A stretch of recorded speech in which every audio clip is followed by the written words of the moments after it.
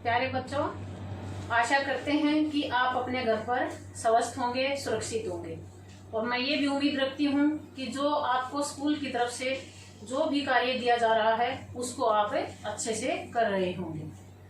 उसी कड़ी को बेटा आगे बढ़ाते हुए मैं आज आपको एक सामान्य सा टॉपिक कराऊंगी जो 6ठी, 7वीं और 8वीं तीनों कक्षाओं के लिए बहुत ही उपयोगी है। आज मैं आपको संख्याओं के बारे में बताऊंगी। जैसा कि आपको बोर्ड पर दिख रहा है, संख्याएं लिखी हुई हैं। एक है प्राकृत संख्याएं, एक है पूर्ण संख्याएं। तो पहले हम ये दोनों लेंगे कि प्राकृत संख्याएं और पूर्ण संख्याएं क्या हैं। पहले आते हैं हम प्राकृत संख्याएं। प्राकृत संख्याएं होती है बेटा 1, 2, 3, 4, 5 और ये आगे देखो मैंने कुछ नहीं लिखा, खाली छोड़ दिया। इसका मतलब क्या है कि प्राकृत संख्याएं जो होती हैं वो अनंत होती हैं, उनका कोई भी अंत नहीं होता।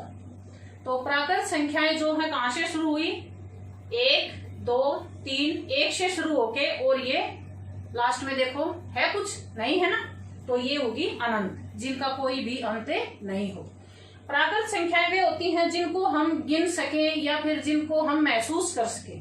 जैसे मेरे पास ये एक मार्कर है, मैं आपसे पूछूंगी बेटा ये कितने हैं, तो आप देख के बताओगे मैम ये 1 है। इसी तरह मेरे पास ये पेन है, मैं पूछूंगी बेटा ये कितने हैं, तो आप गिन के बताओगे 1, 2, 3, 4, मैम ये 4 है। तो प्राकृत संख्याएं वे हुई कि जिनको हम महसूस कर सकते हैं, जिनको हम गिन सकते हैं। अब देखो आगे क्या आता है कि सबसे छोटी प्राकृत संख्या। सबसे छोटी प्राकृत संख्या बेटे कौन सी हुई? कहां से शुरू किया लिखना? 1 से। तो सबसे छोटी प्राकृत संख्या जो सबसे पहले लिखी वही तो सबसे छोटी प्राकृत संख्या होगी। तो सबसे छोटी प्राकृत संख्या हमारे पास क्या हुई? 1। उसके बाद आते हम पूर्ण संख्याओं पर। अगर हम इन प्राकृत संख्याओं के साथ 0 और ऐड कर दें, यहाँ पर 0 से अगर हम स्टार्ट करें, इसको शुरू करें, तो ये होगी हमारे पास पूर्ण संख्याएं।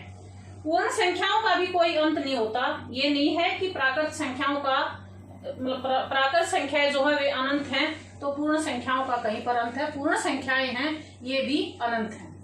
पूर्ण संख्याएं 0 से शुरू होती हैं और प्राकृत संख्याएं 1 से शुरू होती हैं। तो सबसे छोटी अगर पूर्ण संख्या पूछी जाए आपसे तो क्या होगी? 0, क्योंकि हमने पूर्ण संख्याएं कहां से शुरू की हैं? 0 से। तो सबसे छोटी संख्या क्या हुई? पूर्ण संख्या क्या हुई? 0। अब कई बार क्वेश्चन आता है बेटा कि सभी प्राकृत संख्याएं पूर्ण संख्याएं हैं?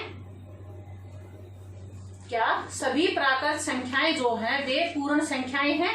तो आप यहां देखो एक बार, पूर्ण संख्याएं जो लिखी गई है ना, प्राकृत संख्याएं, ये पूर्ण संख्या में है ना सभी।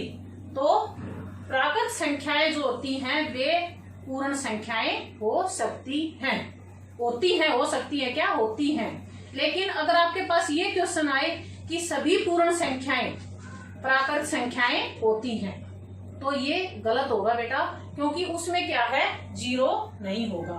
तो 0 भी तो लेना जरूरी है। तो सभी पूर्ण संख्याएं जो होती हैं वे प्राकृत संख्याएं नहीं होती। तो हमारे पास क्या हो गया? दो चीज जो है वे आपकी समझ में आ गई होंगी कि प्राकृत संख्याएं और पूर्ण संख्याएं।